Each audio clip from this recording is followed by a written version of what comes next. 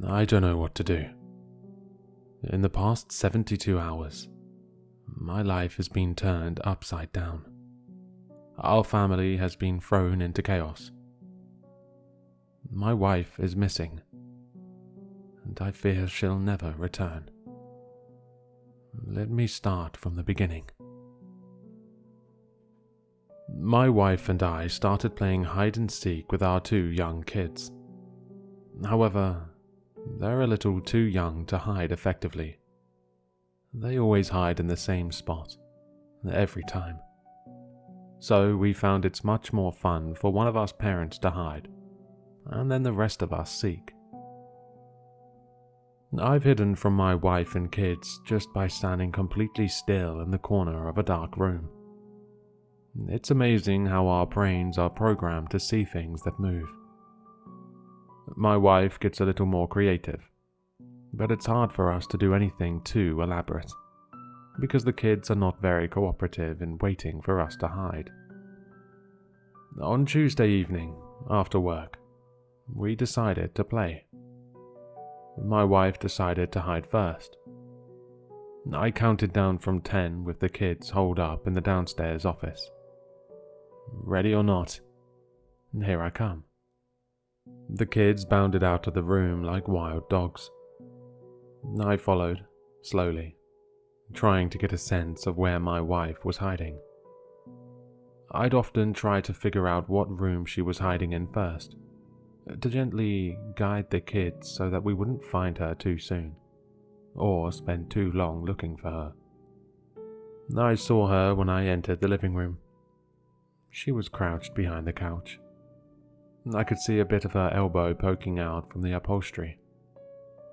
The kids walked right past her, too intent on checking the kitchen. I waited for them to return. As they walked back in and rounded the couch, I waited for them to squeal in delight. Except they didn't. Confused, I approached the couch. She wasn't there. Maybe I'd just seen her tag or something poking out. Or maybe she'd moved from her hiding spot. Wouldn't be the first time. As I said, she's more creative at this than I am. So we moved on. We checked all the usual spots. Underneath the shelving in the garage, behind the kitchen door, even in the lower kitchen cabinets. She wasn't in any of those spots. Maybe she went upstairs. I hadn't heard her go upstairs, but she can creep around pretty quietly. I walked along the hallways, the kids in tow. "Jessie," I called, in a sing-song voice. "We're going to find you." Gotcha. Our bedroom door was open, and there was a long, Jess-shaped lump under the covers.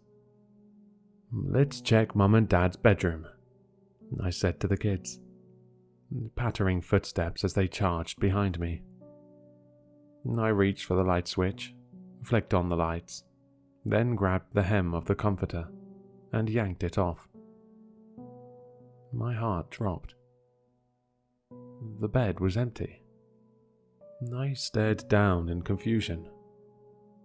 It must have just been bunched up weirdly, but I could have sworn it looked like a person under there. The rough shape of someone in a fetal position, legs bent, back curved. I backed out of the room. The kids and I went downstairs. "Jess," I called out. "We can't find you. Come on out." Nothing. The kids lost interest. They bounded into the family room and began playing with their cars. I was about to call out to her again, when I noticed the chain of the basement door lock was disengaged. Aha. As I approached, my heart hammered in my chest. I knew she was waiting on the other side, waiting to jump out at me and give me a heart attack. She'd done that before. I took a deep breath and swung open the door. She wasn't there. Damp air wafted up from the basement. I clicked on the light. "Jess?" I called out. No answer. "The kids aren't playing anymore," I called down. "And you shouldn't be hiding down there anyway. These stairs are too dangerous." Nothing. I turned, about to close the door. But then something caught my eye. Black hair, poking through the gap between the stairs, about halfway down. She's hiding under the stairs. I stepped down. The wood creaked under my weight. The hair glistened below me in the dim yellow light. I continued down the steps, avoiding stepping on her hair, until I was standing on the concrete floor. I whirled around. Aha! But the space under the stairs was empty. My blood ran cold. "Jess, this isn't funny," I shouted. "Stop playing games with me." The footsteps sounded behind me. I whipped around. The naked bulb in the ceiling only lit half the basement. The other half, where we had rows and rows of storage boxes, was in near total darkness. But I squinted, trying to make it out. In the murky darkness, behind a stack of boxes, in the corner, I thought I could see her standing there. I could only see her in my peripheral vision, like how you can only see dim stars when you're not looking right at them, because of how your optic cells are arranged. I focused on one of the storage boxes, really stared at it, and when I did, I realized I could see her pale calves, extending up into the darkness. And as I stood there, I realized I could hear her breathing. "I can see you there," I said, my voice wavering. "Why are you being so weird? The kids aren't even playing anymore. So come out. Please." Deep in the pit of my stomach, I knew there was something wrong. Something horribly wrong. So I chickened out. "I'm going upstairs. You can join me when you're ready." I headed for the stairs. But halfway there, the bulb flickered and went out.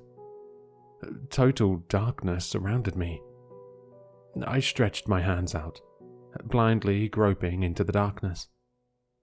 They only fell on empty air. I frantically poured through the air, searching for something, anything. My fingers caught in something. Hair. I screamed and yanked my hands back. Then I ran blindly into the darkness, but something glanced off me. I shoved at it. I heard a dull thwack, and then I kept running. The side of the banister caught me straight in the chest. Panting, I felt my way to the stairs and climbed them as fast as I could.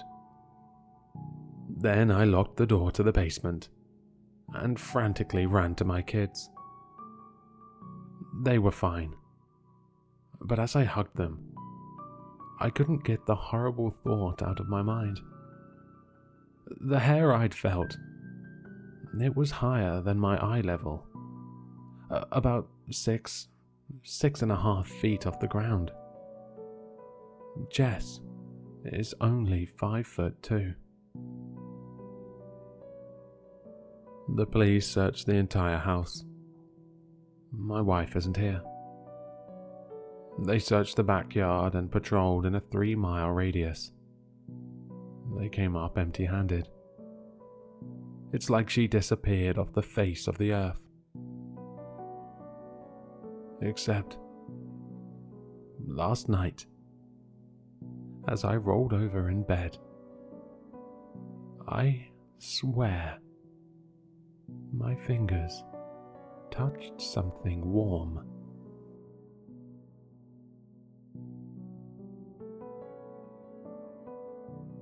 Hello, Sinister listeners.